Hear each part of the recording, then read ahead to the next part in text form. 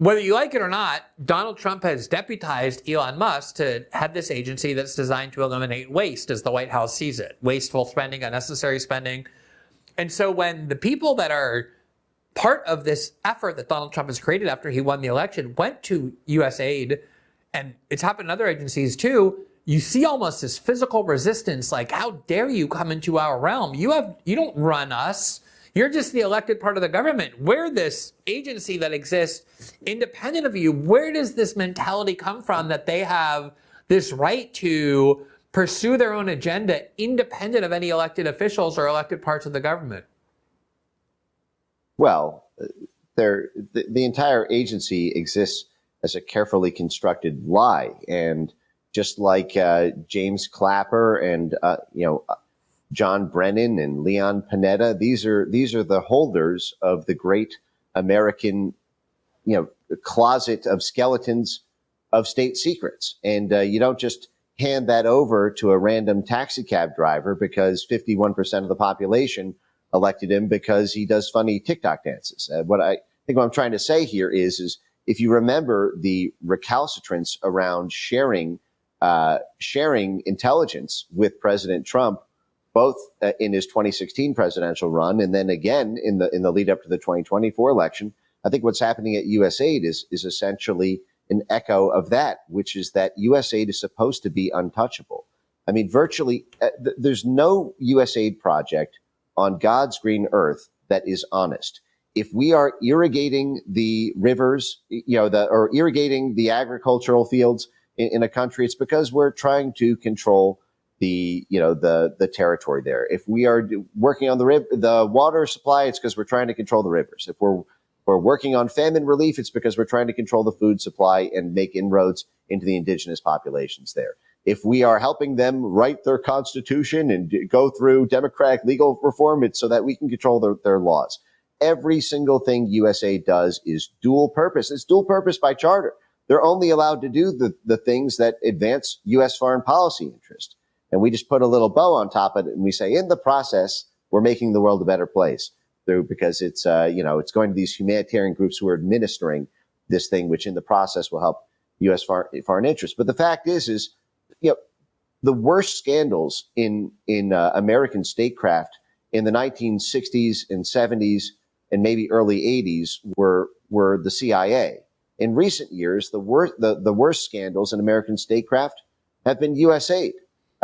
From funding the Wuhan lab to growing heroin in Afghanistan and irrigating the poppy fields to setting up fake Twitter in Cuba with an explicit USAID document saying that the plan is to have algorithms favoring sports, news, and hurricane updates. And then once we have enough people, switch to get them to hate their government and topple their government and take to the streets in smart riots, to them even using public health HIV prevention clinics as undercover for USAID workers doing intelligence work to get people to overthrow their governments. And this gets me to another point that I'd feel remiss if I didn't say, because I've been thinking about it so long and haven't really had a venue to just kind of open say it. But which is this. Open and say everything that you want, because this is the venue for it.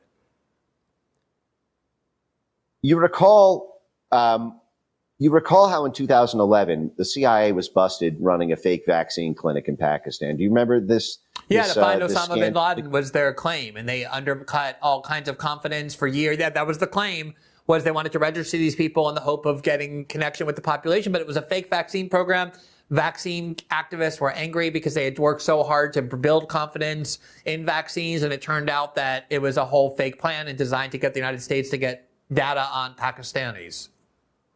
Yes, right. Had nothing to do with David Petraeus' counterinsurgency manual calling to collect 85% of the country's biometrics. Yep, it was just Osama bin Laden. But the fact is they were caught flat busted in that situation with a fake vaccine drive, fake vaccine clinics, and that was 2011. It took them 16 months to issue a written statement, a non-binding written statement that they would no longer use vaccination work or public health facilities to do intelligence work out of. So we have a non-binding written statement from the CIA that took them 16 months of fighting it to issue, to say that we will no longer use our public health facilities as a front for CIA work. Well, given that USAID is CIA, there is no daylight between those two organizations. That is why you see the likes of AOC and Chuck Schumer saying that if Elon Musk gets access to the highly classified documents at USAID HQ, it will put U.S. national security at grave risk. Well, what is a humanitarian aid NGO sponsor doing with so many troves of such highly classified state secrets that it will massively endanger all of U.S. national security if somebody outside of USAID reads it? That's the sort of thing that you typically would reserve for a CIA or NSA level document. But the fact is that's USAID for you. But USAID is not under that obligation, that this non-binding. We don't know that when CIA pledged to not use public health facilities for intelligence work, that the baton wasn't just handed off to its identical twin cousin, USAID. And I have an open question. When you look at the fact, for example, that HIV clinics in Cuba and the Western Hemisphere were being used by USAID as cover for color revolution work, formal cover. In fact, in their own documents, they said that the HIV program would be the perfect excuse because Cuban counterintelligence would never think to look there. Well, how many other public health facilities operated by USAID are doing the same thing in Africa, in South America, in Eastern Europe, in Central Asia? And so I guess what I'm getting at here is turning over that level of scandal. It's bad enough if Americans know it, but it becomes an international incident. I mean, one of the things that I ran into at State, Glenn, which you might find interesting, is when we were trying to convince foreign countries to move off of Huawei, what they would turn, because it's back channeled by the CCP and Chinese intelligence, we would get hit with a counter argument. Well, you want us to use American, IT architecture, but Snowden. We read the Snowden files. Yeah, that was part of the big story that we published, was that they were, backdooring that same technology. At the same time, they were telling people not to use the Chinese companies because they were backdooring it. We were backdooring. In fact, we were intercepting the devices that people around the world ordered, opening the devices the FBI was, and putting in the technology that would allow us to backdoor that equipment. And of course, that created skepticism when we were trying to convince them not to use OI and other Chinese companies. Right. So, the point that I'm driving at here is these things. The Snowden story is very easy to look at as an American, and